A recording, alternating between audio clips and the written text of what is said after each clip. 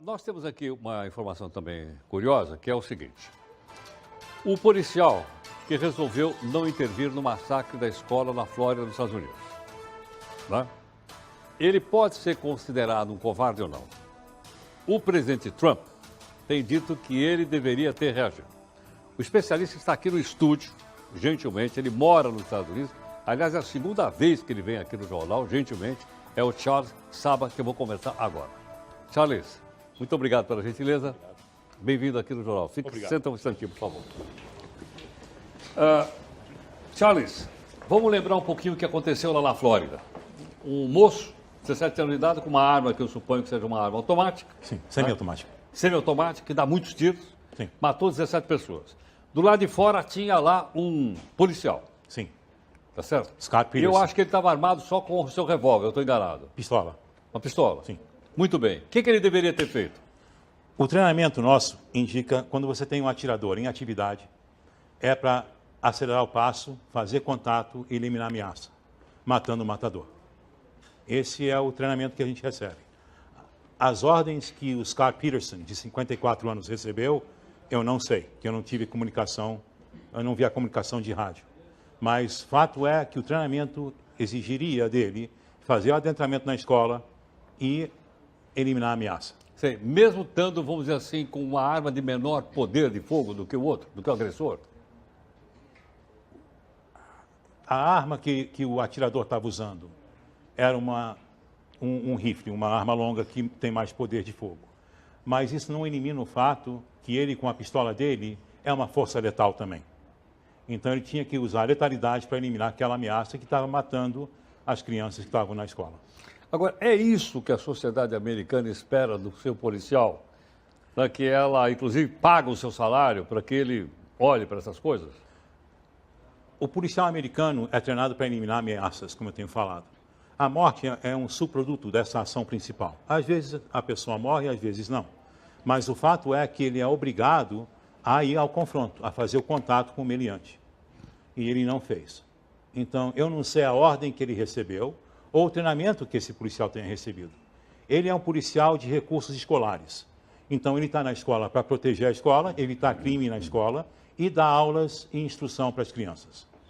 Então, ele tem uma múltipla função, como tem os outros quase 20 mil policiais que são alocados nas escolas dos Estados Unidos. Entendo. Quer dizer que a missão dele, então, é proteger. A missão dele é Mesmo proteger. arriscando a sua própria vida? Ele fez um juramento quando ele entrou para a polícia. Inclusive de sacrificar a vida dele se for necessário. Ele não pode se omitir de salvar vidas quando é necessário salvar essas vidas. Entendo. A obrigação dele era de ter, para mim, como instrutor de polícia, ele era obrigado a ter entrado e feito contato com o atirador. Entendo. Agora, se porventura ele não obedeceu o seu treinamento ou aquilo pelo qual ele estava ali, que tipo de punição pode sofrer nos Estados Unidos um policial? Ele vai passar por uma investigação. Ele já se demitiu da polícia. Então, talvez a investigação seja mais branda, porque ele já não é mais policial e ele já não tem mais as responsabilidades de um policial americano. Então, vai sofrer uma sanção, mais provavelmente, mas não é uma sanção que levaria ele a ser penalizado por um crime. Né, Agora, ele pode ser demitido da polícia? Se ele não tivesse se demitido, provavelmente seria demitido. Ele pelo pediu que o xerife demissão? falou. Ele pediu demissão. Ele já Eu está não fora. sabia. Não sabia que ele tinha pedido demissão. Pediu demissão, sim. Eu imagino que a pressão deve ser muito forte, ou não? Era melhor para ele, pessoalmente, sair da polícia do que Do que tentar ser ficar demitido. e ter passado Porque por seria uma coisa investigação. mais dolorosa, eu suponho, né? Mas aí que está. A livre democracia não é grátis, ela tem um custo. E esse é o custo que a população americana paga por ter armas, por ter o direito de se defender e se defender contra o governo se ele se tornar tirânico. Agora, senhora, você que vive nos Estados Unidos e é especialista em segurança. Está aí uma pressão também para diminuir lá a venda de armas, algumas pelo menos. Sim. Que avaliação você faz disso? É boa, Difícil de prever. é ruim, Isso né? já aconteceu no passado e a Associação de Rifle Nacional, que é o NRA, Certo. é quem cuida da segunda emenda, da cabeça do americano em relação a armas, eles são muito fortes e tem muita gente no Congresso que estão do lado dessa associação, porque ela banca muita eleição, Sei. muita coisa. É um lobby muito forte. É um lobby muito forte. Tá. Então, isso provavelmente vai, se as crianças se mobilizarem, vai fazer alguma diferença. Vamos ter um cheque mais rigoroso antes que você compre uma arma. Hoje você compra uma arma em 5 minutos nos Estados Unidos. Compra uma arma em 5 minutos? Em 5 minutos. Você chega na loja, fala, chega na loja, se você tem um porte de arma, você leva a arma que você quiser na hora. Se você não tem um porte e você quer se defender, você pode comprar uma escopeta, uma arma grande e levar na hora. Uma arma pequena, você tem que esperar 5 dias. Chama-se cool-off period. Se você tiver de cabeça quente e você quer comprar uma arminha, que é fácil de esconder, eles não vão te vender. Vai esperar 5 dias até você levar a arma pequena. A arma grande, se alguém descer a rua com uma arma grande, alguém vai ver e alguém vai falar alguma coisa. Então, essa é vendida com mais facilidade. Com mais facilidade. Agora, pergunto se você falou da segunda emenda.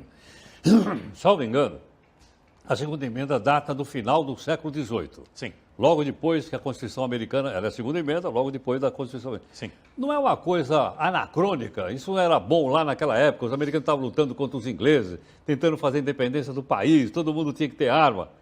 Passou já quase 3 séculos. Para o americano, a arma é um instrumento da democracia. Há 2 maneiras de se fazer algo por mim. Só tem 2. Ou por convencimento ou por força. Então, se tem uma pessoa que é mais forte e quer que o senhor faça algo que é desagradável, ele não vai te pedir ou tentar te convencer, ele vai puxar uma arma e vai te obrigar a fazer isso. Sendo mais fraco, você vai ter que fazer o que o mais forte manda. Se o senhor estiver armado, eu puxar minha pistola e mandar o senhor fazer aquilo que é desagradável, o senhor puxa a sua e a nossa força empata. Mesmo eu sendo mais forte, eu vou ser mais fraco, o senhor mais rico, eu mais pobre. Enfim, É o contrário. Ele equilibra as 2 partes. E aí só resta o convencimento. E o diálogo é a base fundamental da democracia. Então, a arma para o americano é um instrumento da democracia. Sei, quer dizer, é um fator cultural, você diria ou não? Absolutamente cultural. Cultural, né? Próprio da sociedade americana. Sim. Que não tem outras regiões do mundo que você tem essa facilidade para comprar arma como tem nos Estados Unidos, salvo engano. Isso. Agora, vamos lembrar que um país fortemente armado morrem 12 mil pessoas. Em um país como o Brasil, onde há desarmamento, morrem 70 mil. Então, é uma diferença bastante grande, onde a arma realmente... Peraí. Quantos morrem nos Estados Unidos que tem arma? 12 mil por ano. Por ano. E aqui no Brasil, que a arma é totalmente proibida. 70 mil por ano. Em números redondos. Não, sem dúvida, claro. É uma coisa para a gente pensar a respeito. Hein? É ou não? Então, agora, nos Estados Unidos, você pune o mau uso da arma. Você não pune a arma. Então, a pessoa que usa a arma de uma maneira criminosa vai ficar, no estado da Flórida, por exemplo, vai ficar, se utilizar a arma num assalto, vai pegar o assalto e mais 10 anos pelo uso da arma. Se dá uma coronhada, um tiro para cima, um tiro para baixo, aí a pena dobra, vai para 20 anos. E se você atirar, matando ou não, vai atirar contra a pessoa ferida, matando ou não, aí é prisão perpétua. Então, se você utiliza uma arma num crime, é 10, 20 ou prisão perpétua. E são anos duros, não há redução. Não tem a progressão da pena? Não tem. Aqui? Não, quando é arma, não tem progressão da pena. Quando é arma, não tem progressão de pena? Não. Então você precisa saber muito bem como usar essa arma, hein? Tem que saber. É ou não? Você tem que ter plena certeza que você está fazendo a coisa certa. Senão, aí que tá. A certeza da punição é o fator que reduz o crime. A certeza da punição é o fator que reduz o crime. Entendo. Bom, tem algumas características que você está contando agora para a gente que a gente não tem aqui acesso, ou talvez por ignorância, mas que você está contando agora, que faz com que a gente possa entender um pouco melhor, né? O que significa ter arma na sociedade como os Estados Unidos. E do cara defender a sua casa ou não? Você pode defender a sua casa. A lei lá permite que você não precisa nem dar um passo para trás. Se alguém entra na sua casa com uma má intenção, você pode utilizar uma arma letal, ou força letal, aliás, uma arma, para eliminar essa ameaça que está invadindo a sua casa. A lei não requer que você dê um passo para trás. Você pode se plantar ali na porta e atirar. É a doutrina do castelo. Esse é meu castelo, ninguém vai invadir o castelo. Entendo. Entendo. Quer dizer, a inviolabilidade do lar é garantida pelo próprio cidadão. Pelo próprio cidadão. Não só pela lei. Pelo cidadão, porque a lei é depois. Né? Ah. É o caso do Scott Peterson, aquele policial que estava na escola. A gente olha hoje, dias depois do fato, e é muito mais fácil analisar e tomar uma decisão do que aquele momento de calor, aquele momento de tensão, de adrenalina. Que ele viveu ali. E ele viveu ali. Ele achou que o tiro estava sendo dado de fora da escola, talvez isso influenciou a decisão, talvez lhe faltou coragem, ou talvez não tinha treinamento. E muitos policiais não são atiradores, bons atiradores. Aliás, num tiroteio, a polícia americana acerta 13% dos seus tiros. É baixo isso? É pouco, amor? No estresse, o adrenalina e levando tiros e a situação como um todo, isso não é ruim. Poderia ser melhor, claro. Mas 13 em cada 100 tiros vão naquele endereço que o policial quer. Tá certo. Bom, Charles, queria fazer mais uma pergunta para você. Sim. Vou fazer aqui nas redes sociais, porque o jornal também está em muitas plataformas. Peço que você fique um pouquinho mais conosco, ok? Bom, e a gente então volta ao intervalo. O jornal, a gente vai continuar aqui nas redes sociais. Vou conversar um pouquinho mais com ele que está aqui conosco, ok? E a gente tem outras notícias depois.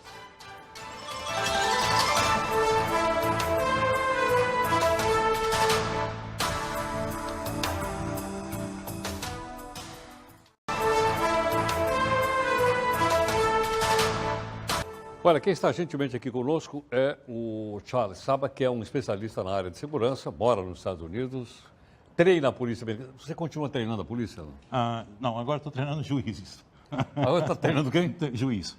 Juiz? Lá nos Estados Unidos? Lá nos Estados Unidos, São os juízes, que é um grupo de juízes que tem problemas de ameaças e tal, então a gente faz um curso que endurece eles como alvo. Sei. Bom, aqui os juízes no Brasil, eles podem ter arma. Nos Estados Unidos também? Também.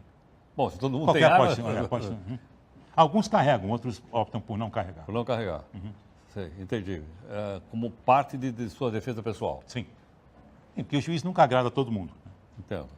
Agora, deixa eu perguntar uma outra coisa. Eu soube que, recentemente, aqui no Brasil, foi preso um cidadão lá nos Estados Unidos, disse que ele mandou 1000 fuzis para cá. É pouco. É pouco? 1000 é pouco? O número que estão dizendo que é 1000 e tal, não, ele já está em atividade por muito tempo. Deve ter mandado mais que 1000. Mais de 1000? Esse número. Eu não sei, nós estamos divulgando, a mídia aqui está divulgando 1000. Não sei. É muito mais? Eu acho que é muito mais. Se ele manda 400 num lote, imagina, 1000 não é nada. Caramba. É pela facilidade de comprar arma lá que o cidadão embala e manda para fora? Não? Isso é ilegal. É ilegal? Ilegal. É ilegal lá? O internacional de armas é ilegal, sim. Tá. É ilegal lá. Ele vai ter um problema muito sério. Ele é cidadão americano, apesar de ser brasileiro, ele é cidadão americano. Sim. E ele vai ter vários indiciamentos, né? Um é de tráfico internacional de armas, outro deve ter algum crime financeiro envolvido com isso. Então, a pena mínima que esse cara vai receber, o Frederic, vai receber pelo menos 20 anos de cadeia.